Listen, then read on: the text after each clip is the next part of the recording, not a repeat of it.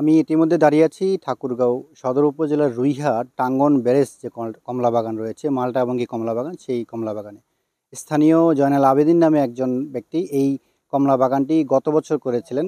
এই বছরও গত বছর লাভ হওয়ার পরে এই বছরও কিন্তু তিনি এই বাগানটি করেছেন। আমরা যদি আপনাদেরকে বাগানটা একটু ঘুরে দেখাই যে 2019 সালে তিনি এই উদ্যোগটি নিয়েছিলেন এবং কি এর পরবর্তীতে তিনি লাভবান হওয়ার পরে পর্যায়ক্রমে এই ধারা অব্যাহত রেখেছেন এবং কি আমরা যেটা লক্ষ্য করেছি কৃষি অধিদপ্তরের পাশাপাশি ঠাকুরগাঁও জেলা সহ পার্শ্ববর্তী জেলার অনেকেই কিন্তু এই কমলা বাগানে আসছেন।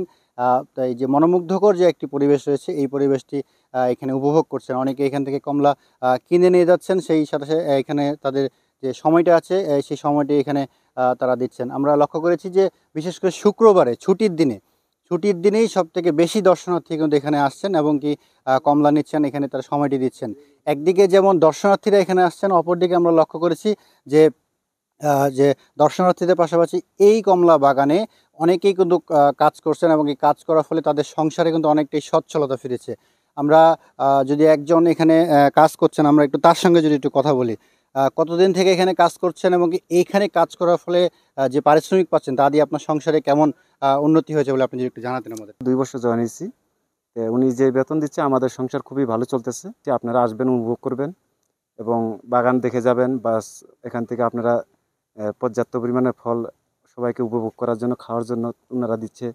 বাস আপনারা 1 কেজি করে কিনে নিয়ে যেতে পারবেন। ধন্যবাদ। যেমনটি উনি বলছিলেন যে একদিকে যেমন তাদের সংসারে তাদের যে আয়, এখানে এই আয় দিয়ে তাদের সংসারে যেমন সচ্ছলতা ফিরেছে, অপরদিকে তারা যে বিষয়টি বলছেন প্রতিনিয়তই তারা এখানে গাছের পরিচর্যা করছেন, গাছের আগাছা থেকে শুরু করে ফল যত্ন থেকে শুরু করে প্রতিটি বিষয় কিন্তু তারা লক্ষ্য করছেন। আমরা যদি একটু কথা বলি, এই যে বাগান মালিক রয়েছেন জয়নাল আবেদিন, আমরা একটু তার সঙ্গে কথা বলবো।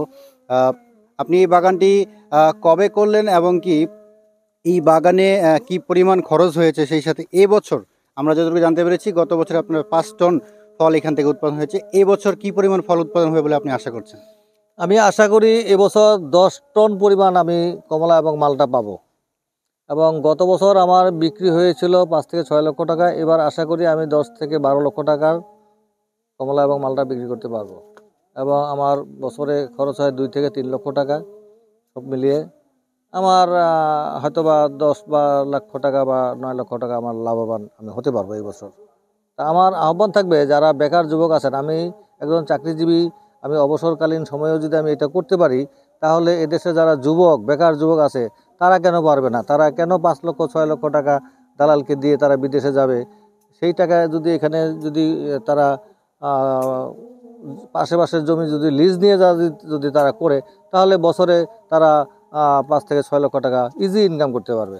তা আমার মনে হয় বেকার যুবকদের আত্মনির্ভরশীল হওয়ার জন্য এখান থেকে শিক্ষা নেওয়া উচিত। যেমনটি উনি বলছিলেন যে যারা যুবকরা রয়েছেন তাদের জন্য এটি একটি বড় একটি মেসেজ যে পরিত্যক্ত জমি ব্যবহার করে এই কমলা বাগান এবং এই মালটার দার্জিলিং জাতের যে মালটা রয়েছে এটি চাষে আবাদের মাধ্যমে কিন্তু সফল উদ্যোক্তা হওয়া যায় বলে তিনি আমাদেরকে জানিয়েছেন। এই ছিল ঠাকুরগাঁও মালটা ও কমলা বাগান থেকে আমার কাছে সর্বশেষ খবর।